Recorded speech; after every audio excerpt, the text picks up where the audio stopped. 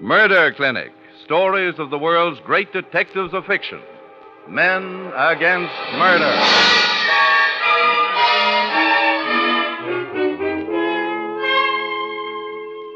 Each week at this time, WOR Mutual turns the spotlight on one of the great figures of crime detection and brings you his most exciting case. Tonight, Agatha Christie's unique detective Hercule Poirot in the Tragedy at Marsden Manor.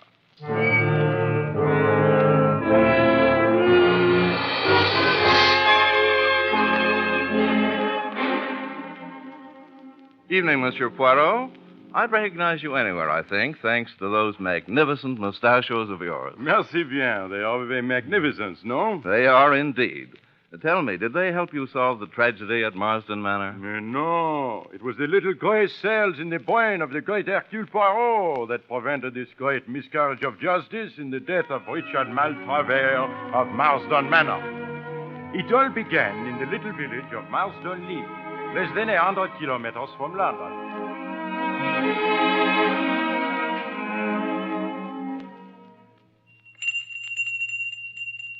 Coming.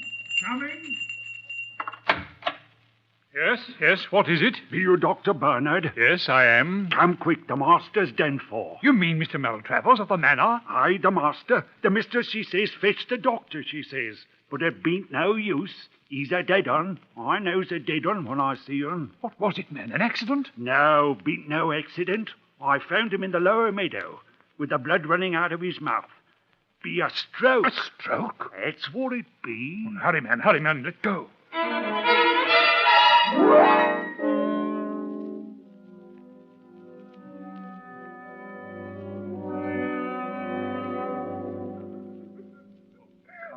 Come now, Mrs. Maltravers.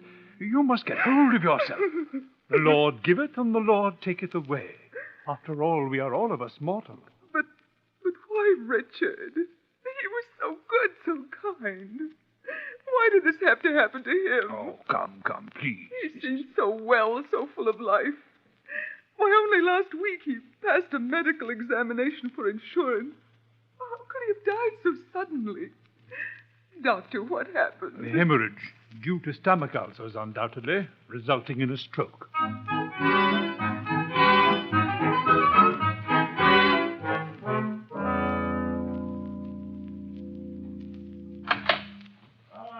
Bonjour, Mr. Hyde. Hello, Poirot. You know my good friend Captain Hastings, no? Good morning, Captain Hastings. Morning, sir. Well, Poirot, you got my message, I see. I did. What is it that disturbs you, mon ami? Richard Maltravers dies, and you send for Poirot. What was the cause of Monsieur Maltravers' death? The death certificate says a hemorrhage resulting in a stroke due to stomach ulcers. But surely you did not bring Papa Poirot here to talk of the stomach ulcers. This Richard Maltravers had taken out the insurance policy in your company, no? And what a policy. For £50,000. Well, a good square sum, that, huh? Rather. So, what is it you wish me to do? It is unfortunate for your company, but everything seems, how you say, open and above the plank, no? No, Poirot. Open and above board. Ah, my good friend, the great Hastings. Always he corrects the English of Hercule Poirot. Monsieur Wright, I ask you, do I not speak the English of a superb? You do indeed. But to get back to your previous question, what my company wishes you to do is to investigate the circumstances of Mr. Maltravers' death. So, what is it you suspect, mon ami? Well, of course, you know in the case of suicide, the policy is invalid. Yes. And when a man past the prime of life takes out an unusually large policy in favor of a young wife half his age and then dies within 2 weeks, the possibility of suicide cannot be ignored. Oh, with certainty, mon ami. But suicide by hemorrhage? That is a queer saucepan of fish. Now, if the cause of death had been heart failure, then I would smell a mouse. Heart failure can always mean that a stupid doctor did not find the true cause. But hemorrhage, ma foi, hemorrhage is, well, hemorrhage. Exactly. Nevertheless, we are determined to proceed with the matter. You will undertake the inquiry? But of course. Hastings, that great professor of English, shall go with me. Eh, mon ami? Gladly, Poirot. Eh bien. Now, Where is this place, this Marsden Manor? You take the Great Eastern Line from Liverpool Station to the little town of Marsden Lee. Marsden Manor is about a mile from the village. Marsden Lee. All right, Hastings, we go.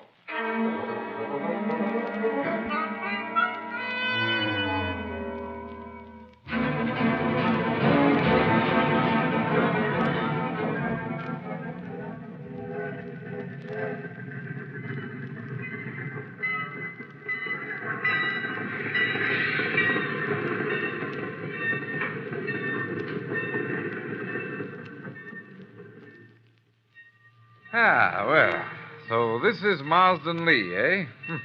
I hope we can get a conveyance up to the manor. Tickets, sir. Here you are, my friend. I suppose you'll be coming down for the funeral, sir. Funeral? What funeral? You say you made the funeral of Master Maltravers. About the manor. Oh, you say the manor. Could that be Marsden Manor? Aye, it be. That is an odd coincidence. My friend and I, we have come down with a thought of buying this Marsden Manor. You couldn't pay me to live there, you couldn't. Why not? It be haunted. Haunted? Aye, haunted. Seen things there, folks says. Yeah, we should see. Now, could you tell us where a Dr. Bernard lives? Aye, up yon hill about half a mile. Well, come, Hastings.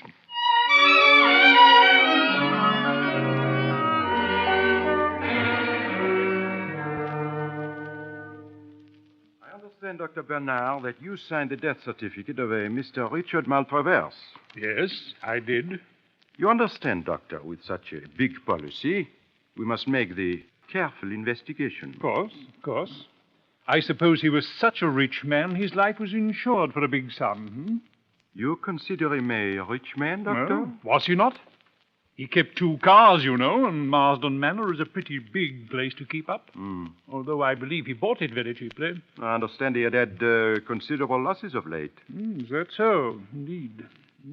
It's fortunate for his widow, then, that there is this insurance. Yes.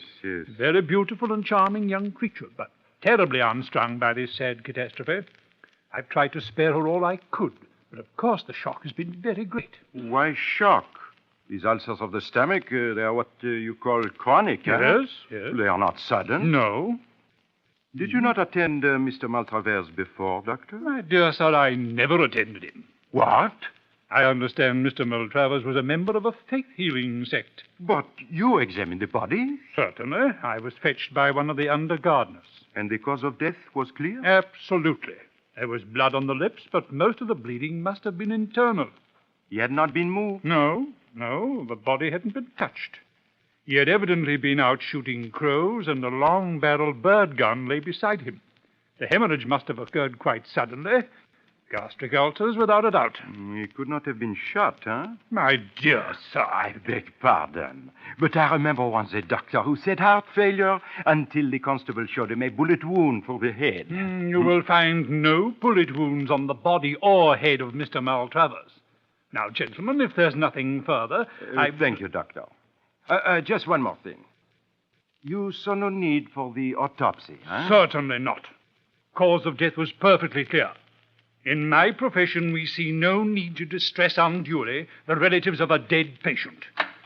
Now, gentlemen, if you'll pardon me, good day. Well, Hastings, what do you think of our good Dr. Bernard? Bit of an old fool. Precisely. Your judgments of character are always profound, mon ami, except where a young and beautiful woman is concerned. So now you must mind your Q's and P's, because the good doctor has said that the next one we see is both young and beautiful. This Madame Maltravers.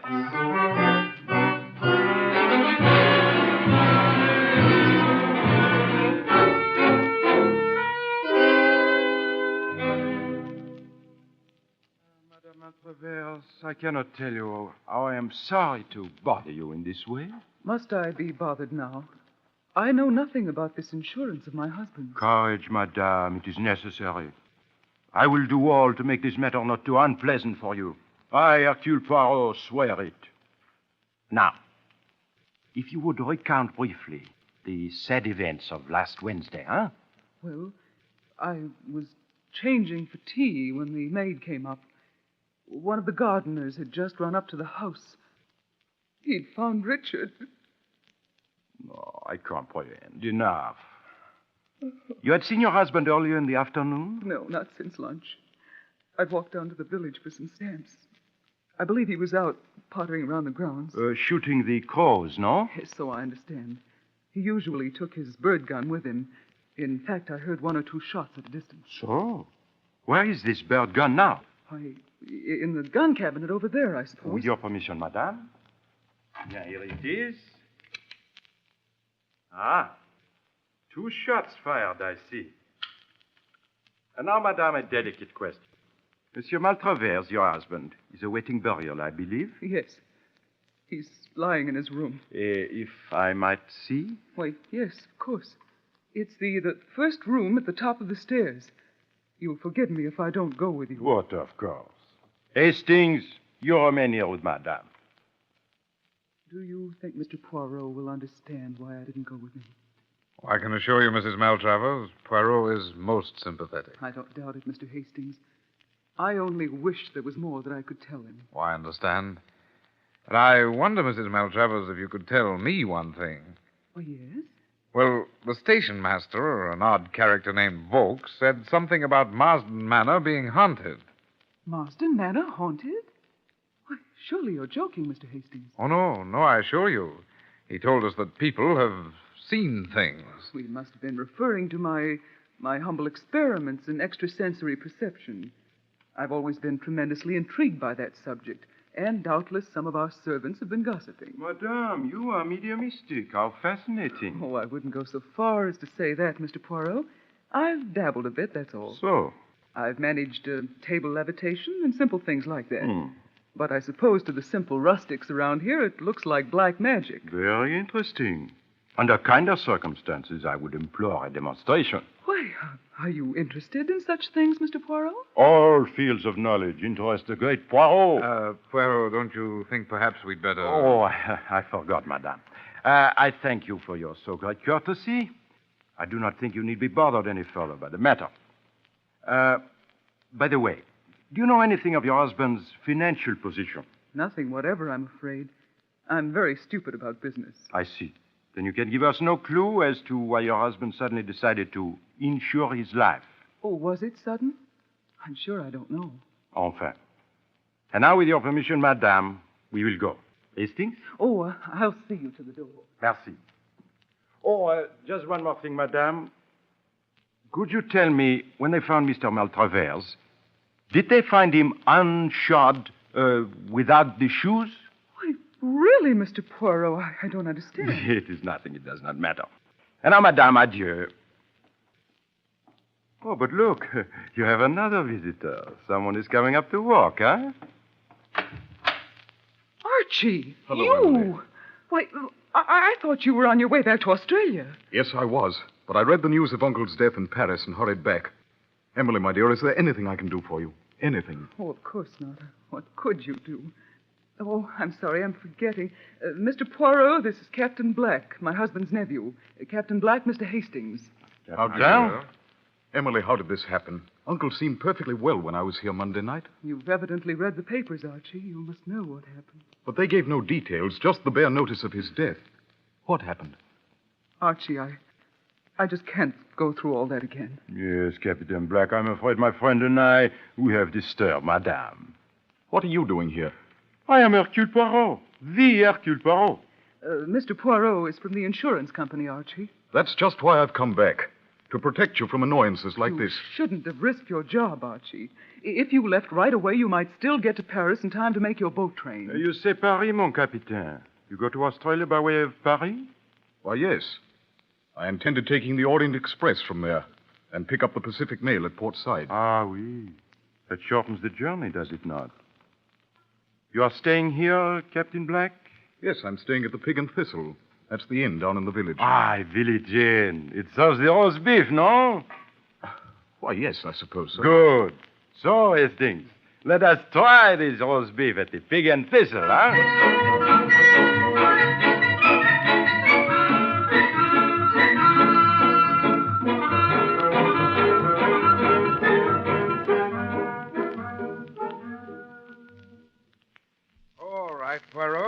now you've had your roast beef. Hadn't we better be getting back to London? No, not so fast, my good Hastings. London, she will not run away. But this Captain Black, he may do so. Garçon! For heaven's sake, Poirot.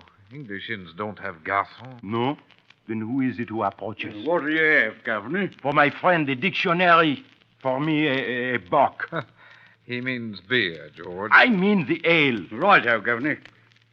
You've been up at the manor, sir? I mean, yes, we have. A sad business, that. I knew no good had come of it as soon as they took the manor. You mean this, Maltravers? They were not popular? Well, not that, Governor.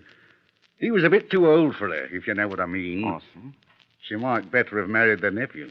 Leastways, I'll bet a bob the nephew thought so. Ah, there has been the gossip, huh? Oh, I wouldn't go so far as that, Governor.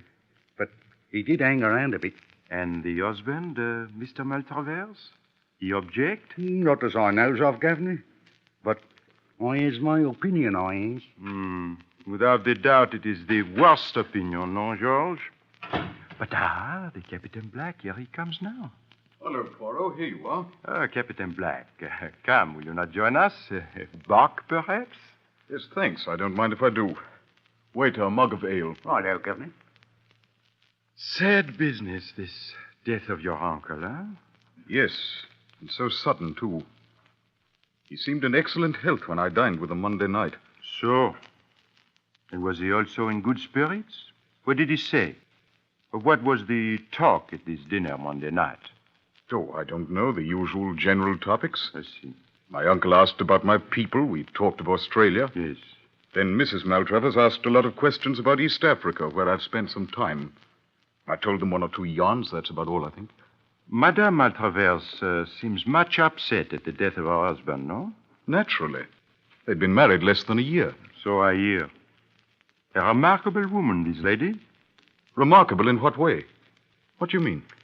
She has, how you say, the seeing eye. I hear her tell Hastings she does the seance. He seems most interested, no, Hastings? Oh, I wouldn't go so far as that. Always the conservative Hastings. Me, I am not so. Why, Mr. Poirot, don't tell me you believe in this psychic stuff. Oh, I have not the closed mind. For example, Captain Black, you have told us all that your conscious self knows. Now, with your permission, I would question your subconscious, huh? Psychoanalysis, eh? Well, it's nonsense, but I don't mind. Merci. It is like this. I give you a word. You answer with another word. Any word, the first word you think of. Eh bien, shall we begin? Go ahead. Hastings, note down the words, please. Very well, Poirot. Now, day, Night. name, Place. Bernard, Shore. Monday, Dinner. journey, Ship. country, Uganda. story, Lions. bird gun, Farm. shot, Suicide. elephant, Tusks. money. Lawyers. So, that is all. You are a good subject, mon capitaine. You don't mean to tell me that rigmarole means anything to you? Maybe not, but nevertheless, you are a good subject. Well, if you don't need me anymore, I think I'll go upstairs and unpack. Shall I see you again before you leave, Mr. Poirot? Yes, I should not be surprised. Good. See you later. Au revoir, mon capitaine. And now, my clever Hastings, you see it all, no? Well, I don't know what you mean, Poirot. Does that list of words tell you nothing? Sorry, I'm afraid it doesn't. Then I will assist you. To begin with, the Capitaine answered within the time limit. No pauses, no making up the mind. Yeah? Day to night and place to name are normal associations. Then I give him Bernard, the name of the doctor, if he knew him. Oh. Evidently he does not. When I say Bernard, he says sure. Monday means dinner, country is Uganda. Story recalls the lion story he tells them. All natural. But now, notice. When I mention bird gun, I get the unexpected answer, farm.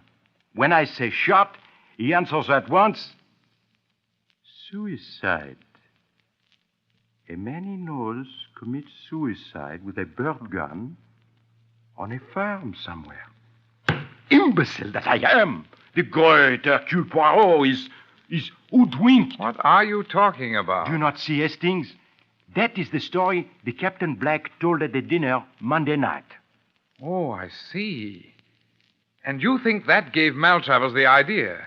You think he shot himself in the mouth with that bird gun? Why not? Remember, the bird gun has a very tiny charge of powder. The bullet would remain lodged in the brain. All that would show would be the blood in the mouth. Come, Hastings. It is not too late. Of course, but where? To see once more this dead man, to Marsden Manor. Hastings, to Marsden Manor.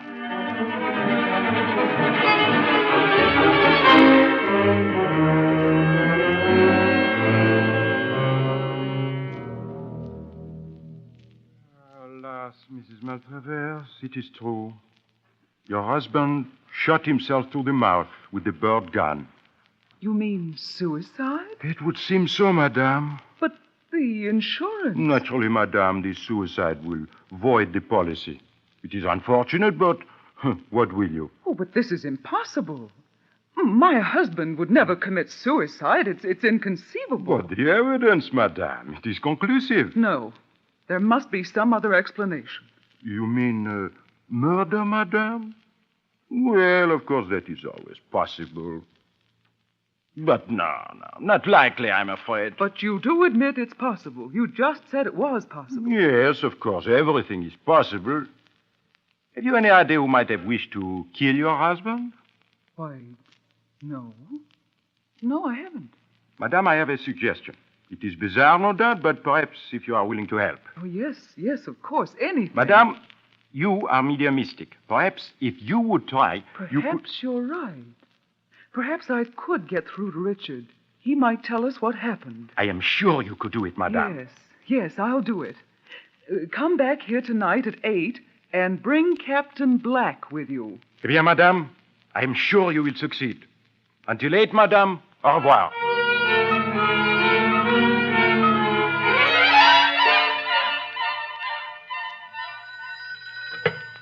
Hello? Dubois Theatrical Agency? Henri Dubois. This is Hercule Poirot. Dear mon ami. Henri, I have a part for you. For one appearance only. Oui, as always. Now listen closely. This is what I wish you to do.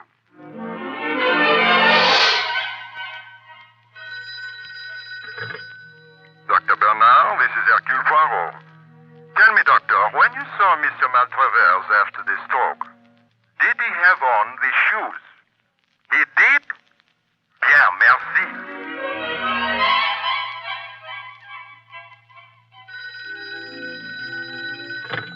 Hello, Scotland Yard. Inspector Japp, please. Hello, Japp. This is Poirot. Quite well, thank you. Inspector, I think I have a murderer for you. No, there is no time to explain. Be at Marsden Manor, Marsden Lee, at 8 o'clock tonight. Wait outside the window. And do not come in until I call, eh? Good, remember. Marsden Manor at 8.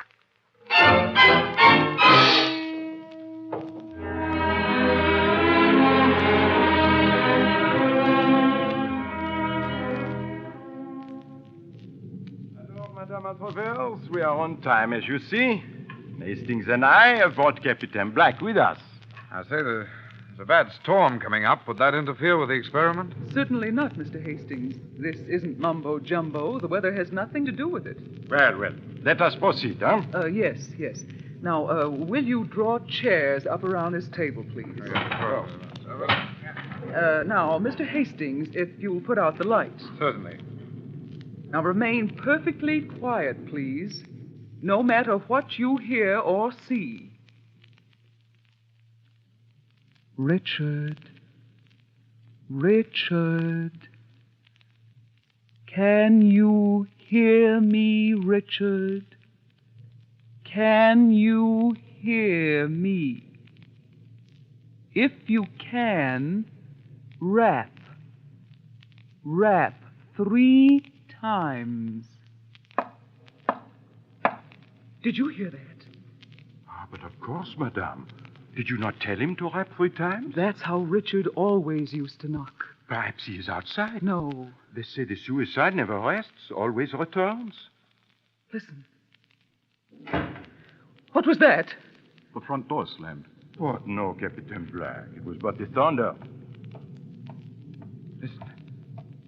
Poirot, I hear footsteps. Oh!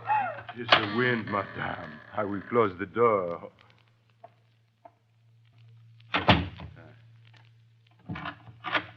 I have locked it. Don't do that. If it should open now. Oh! By Jove, it is open. He's there. There in the doorway. I see nothing, madame. I saw him, I tell you. My husband, you must have seen him, too. Look. She's right. He is there. His hand. Look, it's pointing.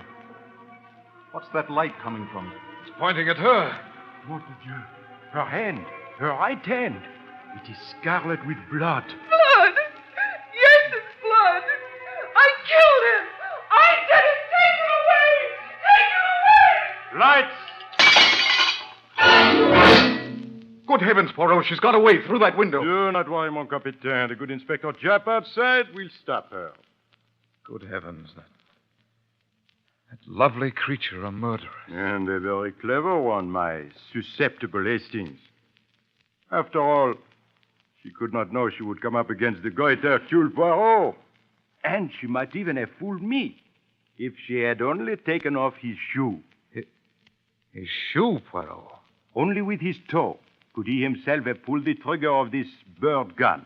And parbleu, his shoes were still on when they found him. But I don't understand. This seance, was it all fake? Mais certainement. She meant to pull the sheep. Wool. Very well, wool.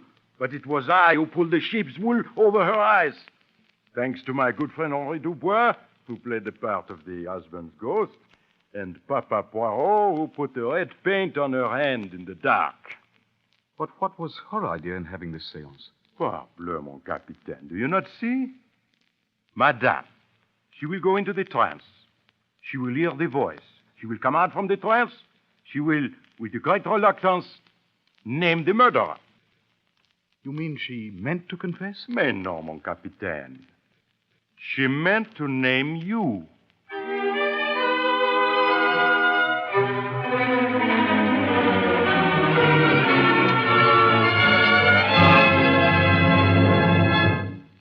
You have been listening to Murder Clinic.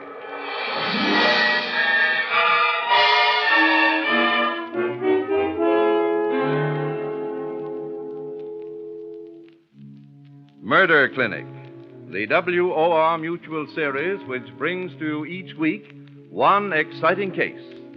Tonight, the tragedy of Marsden Manor, with Agatha Christie's unique detective Hercule Poirot, played by Maurice Tarplin.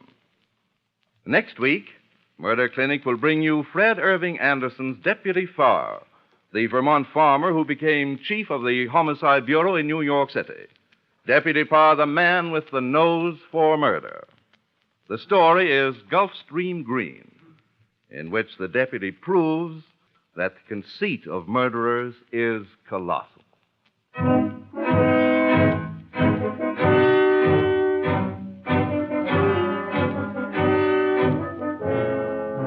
Original music was composed by Ralph Barnhart and conducted by Bob Stanley. This program was an international exchange feature over the coast-to-coast network of the Canadian Broadcasting Corporation. Tales told on Murder Clinic are adaptations by authors Lee Wright and John A. Bassett. Murder Clinic is produced under the direction of Alvin Flanagan. Frank Knight speaking. This is Mutual.